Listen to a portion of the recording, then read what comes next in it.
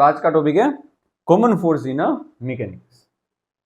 Okay, common force in mechanics की बात हो रही है, फोर्स इन नेचर की बात नहीं हो रही है।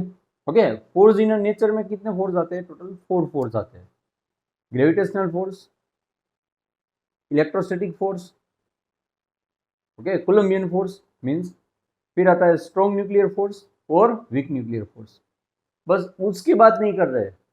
ओके, यहाँ कॉमन फोर्स इन मैकेनिक्स, ये जो फोर्स है, चलो उसमें से जो कॉमन फोर्स इन मैकेनिक्स है, ये सभी फोर्स के आप फंडामेंट्स में यानी डीप में जाओगे तो आपको क्या मिलेगा?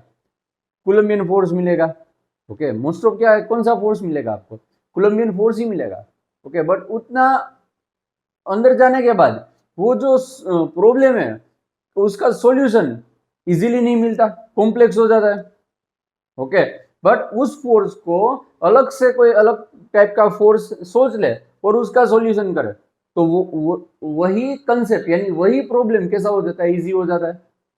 ओके, बेसिस में तो इलेक्ट्रोमैग्नेटिक फोर्स ही है यानी कोलम्बियन फोर्स ही है, बट उस फोर्स की तरह से हम नहीं सोचने वाले।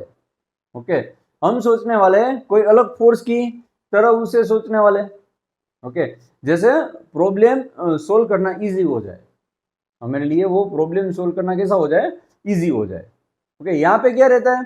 तो सबसे पहले फोर्स आता है रिएक्शन फोर्स और नॉर्मल फोर्स।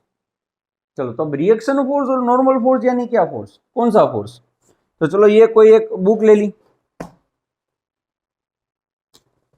ओके, ये कोई एक पेड़ ले लिया। अब पेड़ पे मैं इस डस्टर को रख रहा हूं, ये डस्टर नीचे की साइड फोर्स लगाएगा। ये जो सतह है, ओके, ये जो सरफेस है उस पे डाउनवर्ड डायरेक्शन में फोर्स इस तरह लगाएगा।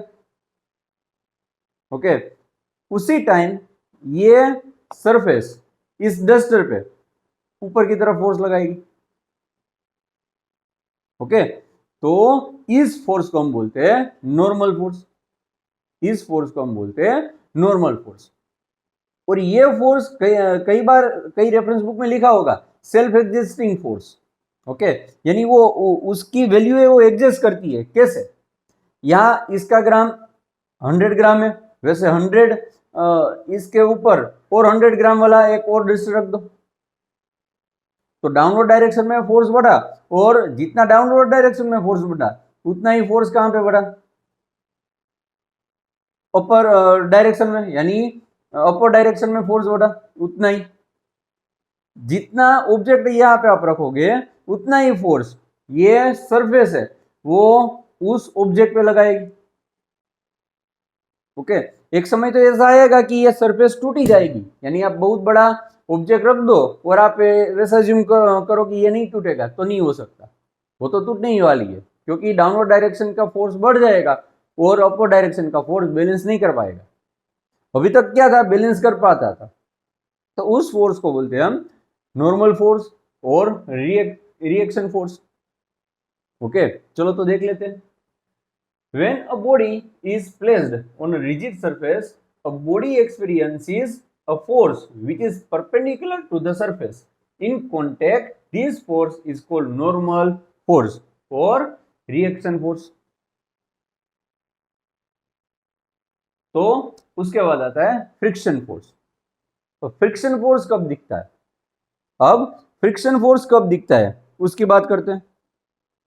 चलो, तो ये फिर से सरफेस ले ली, इस सरफेस पे कोई ऑब्जेक्ट रख दिया, इसको हम इस तरह से मोशन में लाते हैं। इस ऑब्जेक्ट को हम मोशन में इस तरह मोशन कर रहा है इस सरफेस में, तो ये दोनों सरफेस के बीच में फोर्स लगेगा। ये जो सरफेस है और ये सरफेस है, इस दोनों सरफेस के बीच में फोर्स लगेगा। मोशन इस डायरेक्शन में हो रही है तो फ्रिक्शनल फोर्स उसके ऑपोजिट डायरेक्शन में लगता है, वो अपोज करता है। जो मोशन हो रही है, मोशन को अपोज कर रहा है वो फोर्स, उस फोर्स को नाम दे दिया फ्रिक्शन फोर्स। उस फोर्स को हमने बोल दिया फ्रिक्शनल फोर्स। चलो तो उसकी भी डिफाइन देख लेते हैं। If we slide or try to slide, if we slide or try to slide a body over a surface, the motion is resisted by a bonding between the body and the surface. This resistance is represented by a single force and is called frictional force. उसका example क्या है? जैसे कि आप cycle चला रहे हो, अब पेडलिंग करना बंद कर दो तो क्या हो जाएगा? थोड़ी देर के बाद आपकी साइकिल ठहर जाएगी।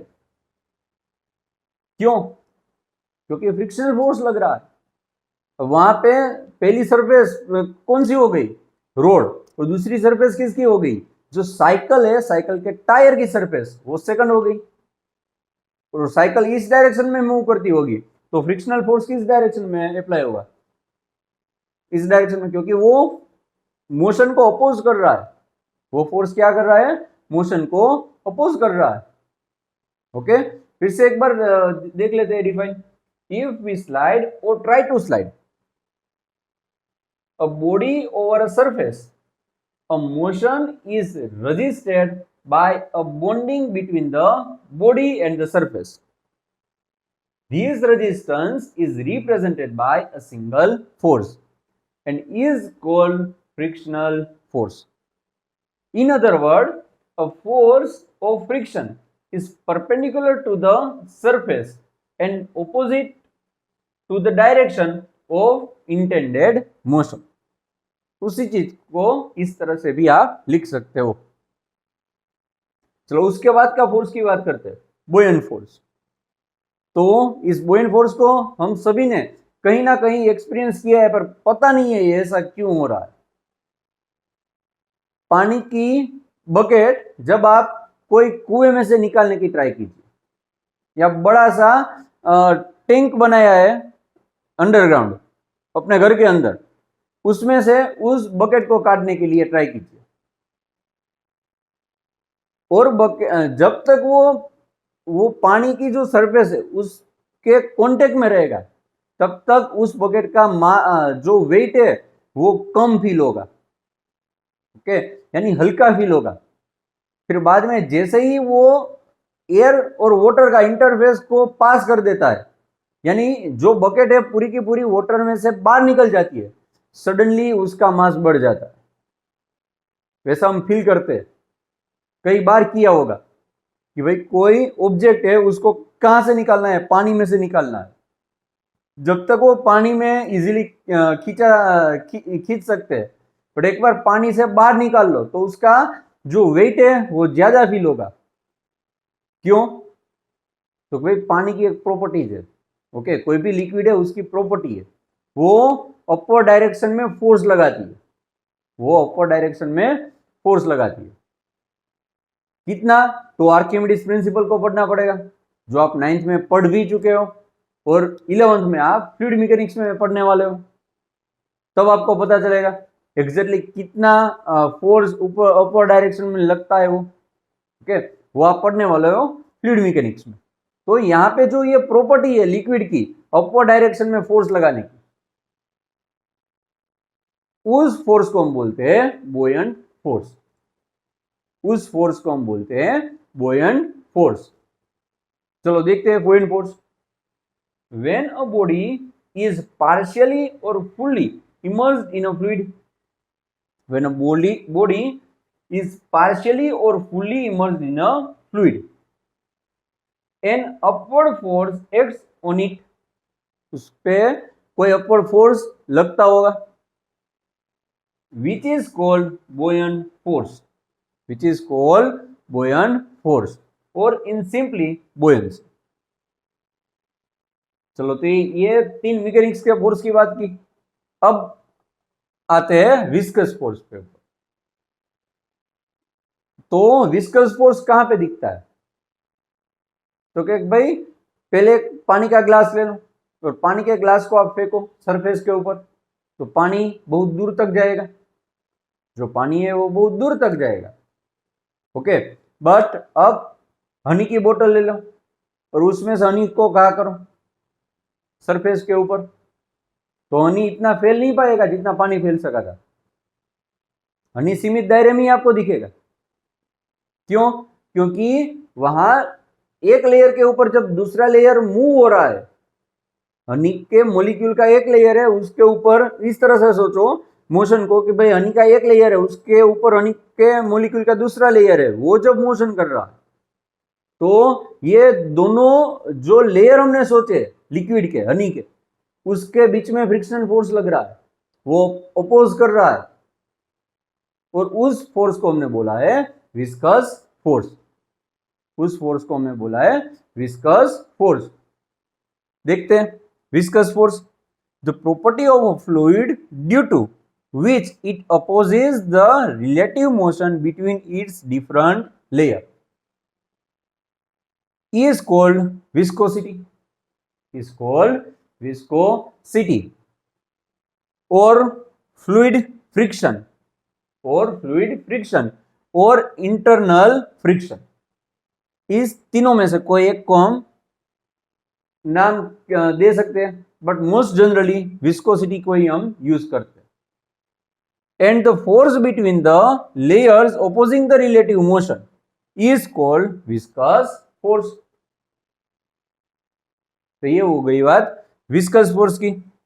अब force due to a spring, अब स्प्रिंग को आप कंप्रेस कीजिए, जो स्प्रिंग है उसको आप कंप्रेस कीजिए, और जो एक्सटर्नल फोर्स हमने अप्लाई किया है उसको छोड़ दो, बाद में स्प्रिंग उसकी ओरिजिनल पोजीशन में आ जाएगी या नहीं आएगी? आती है ना। क्यों? क्योंकि वहां पे कोई रिस्टोरिंग फोर्स क्रिएट होता है। जैसे हम उसको कंप्रेस करते हैं, तो कंप्रेस करते time he at a time एक फोर्स क्रिएट हो जाता है, रिस्टोरिंग फोर्स, और उस फोर्स की तहत स्प्रिंग है उसकी ओरिजिनल पोजीशन में आ जाती है। या उस स्प्रिंग को आप स्ट्रेच करो, बहुत स्ट्रेच नहीं करना है कि परमानेंट डैमेज दिख जाए, स्लाइटली थोड़ा सा स्प्रिंग देख के करना है, उसको एक्सटेंड करना है। अब पेन की स्प्रिंग होगी और बहुत ज्यादा जोर लगा दिया तो वो स्ट्रेट हो जाएगी, तो फिर वापस अपनी कंडीशन में नहीं आएगी, ओरिजिनल कंडीशन में। तो जो स्प्रिंग है उसको आप थोड़ा सा स्ट्रेच करो तो क्या होगा, बाद में वो उसकी ओरिजिनल कंडीशन में आ जाएगी। वो जो स्प्रिंग है वो ओरिजिनल कंडीशन में आपको दिखेगी, जैसे ही हमने एक्सटर्नल फोर्स को रिमूव कर दिया तो। ओके, तो ये जो फोर्स है उसको हम बोलते हैं रिस्टोरिंग फोर्स, उसको हम बोलते हैं रिस्टोरिंग फोर्स।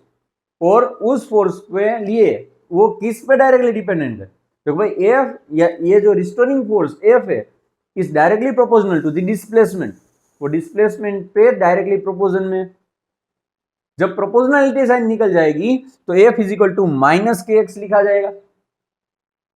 तो क्या लिखा जाएगा? Minus k x. क्यों माइनस साइन? क्योंकि वो ऑपोजिट डायरेक्शन में है डिस्प्लेसमेंट के, उसकी और डिस्प्लेसमेंट की, रिस्टोरिंग फोर्स और डिस्प्लेसमेंट की डायरेक्शन कैसी है? एग्जैक्टली ऑपोजिट है, इसलिए यहां पे माइनस के एक्स। और के वो क्या है? फोर्स कांस्टेंट है।